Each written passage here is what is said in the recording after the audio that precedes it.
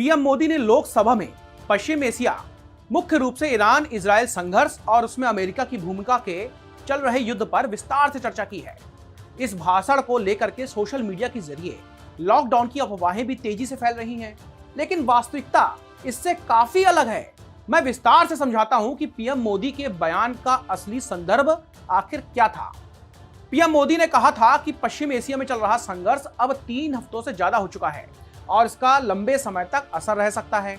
इस युद्ध से भारत को मुख्य चुनौतियां जो मिल रही हैं वो है ऊर्जा संकट, क्योंकि भारत अपनी 60% कच्चे तेल की जरूरत होर्मुज स्ट्रेट से आयात करता है। अगर यहां पर रुकावट हुई तो पेट्रोल, डीजल, एलपीजी और फर्टिलाइजर की कीमतें और सप्लाई भी प्रभावित हो सकती है। तो इसके आर्थिक प्रभाव भी होंगे, क्योंकि वैश्विक अर्थव्यवस्था पर दबाव बढ़ेगा और निर्यात आयात भी प्रभावित होंगे। उन्होंने कोविड-19 महामारी का जिक्र जरूर किया, जिससे लोगों को लगा कि मोदी बोल रहे हैं कि देश फिर से लॉकडाउन की ओर जा रहा है।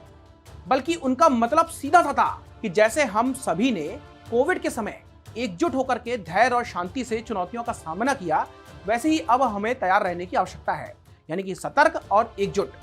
दोस्तों, मोदी का यह बयान कोविड जैसी स्वास्थ्य आपदा और शारीरिक लॉकडाउन की घोषणा नहीं था, बल्कि यह आर्थिक, ऊर्जा और सुरक्षा संकट के लिए राष्ट्रीय एकजुटता और तैयारी का आह्वान था।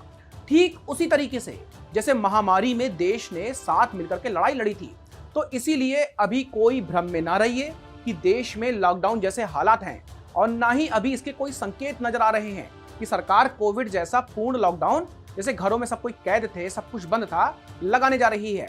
और एक बात समझ लीजिए कि वर्तमान संकट में स्वास्थ्य महामारी नहीं है कि चारों तरफ लोग मर रहे हैं, बल्कि ये समस्या भू राजनीतिक और ऊर्जा संबंधी है।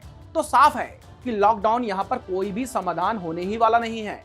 इस समय सरकार का फोकस है ईंधन की सप्लाई पर, और इसके लिए सरकार वैकल्पिक स्रोतों जैसे कि रूस, सऊदी आदि से तेल पर भी लगातार काम कर रही है। और पीएम ने खुद कहा है कि सरकार पेट्रोल, डीजल, एलपीजी की कमी कभी भी नहीं होने देगी। इसमें कोई दो राय नहीं है। कुछ अवसरवादी लोग सोशल मीडिया पर कुछ वीडियो पोस्ट में बयान को तोड़ मरोड़ करके लॉकडाउन जैसा माहौल बनाने में लगे हुए हैं, लेकिन ये मिस इंटरप्रिटेशन है। असल में मोदी ने लोगों से घबराने नहीं, बल्कि शांत और एकजुट रहने की अपील की है। उन्होंने साफ कहा है कि वैश्विक स्थिति कठिन रह सकती है, देश को लंबे समय तक असर के लिए तैयार रहना चाहिए, जिसमें हो सकता है कि आर्थिक मंदी होगी, महंगाई भी बढ़ जाएगी और सप्लाई चेन डिस्टर्बेंस भी लगातार देखने को मिलेगी। दोस्तों, मोदी ने संसद से राष्ट्रीय एकता का भी संदेश दिया है कि जैसे हम सभी ने कोविड काल में बड़ी चुनौतियों से निकले हैं, वैसे ही हम अभी भी धैर्य, संयम और एकजुटता से काम करेंगे। और इससे कूटनीतिक संदेश भी दुनिया को जाएगा कि भारत शांति और संवाद चाहता है, युद्ध का विस्तार बिल्कुल भी नहीं चाहता है। हर परिस्थिति में हिंदुस्तान की 140 करोड़ जनसंख्या बिल्कुल तैयार है, मजबूत है। वास्तविक स्थिति भी थोड़ा आप समझ लीजिए। अभी पेट्रोल, डीजल की कीमतें बिल्कुल स्थिर हैं, लेकिन अगर युद्ध लंबा चला तो दबाव और भी बढ़ सकता है। सरकार बफर स्टॉक और आयात विविधीकरण पर भी काम कर रही है। आप इसलिए समय अफवाहों से बचिए और आधिकारिक सूत्रों जैसे पीआईबी, पीएमओ पर ही भरोसा करिए। पीएम का बयान डराने या फिर लॉकडाउन घोषित करने के लिए नहीं था, बल्कि सतर्कता और एकजुटता का संदेश था। देश में अभी कोई भी लॉकडाउन की संभावना है ही नहीं। अगर स्थिति और भी ज्यादा बिगड़ती है, जो अभी देखने में दूर दूर तक नहीं लग रही है, तो सरकार छोटे छोटे उपाय कर सकती है, जैसे कि ईंधन बचत अभियान, और इससे भी आपको और भी ज्यादा अभियान एक से एक देखने को मिल सकते हैं। लेकिन पूर्ण लॉकडाउन जैसी स्थिति अभी बनती ही नहीं है। इसीलिए शांत रहिए, अफवाहों से दूर रहिए और रोजमर्रा की जिंदगी समान रूप से चलाइए। धन्यवाद।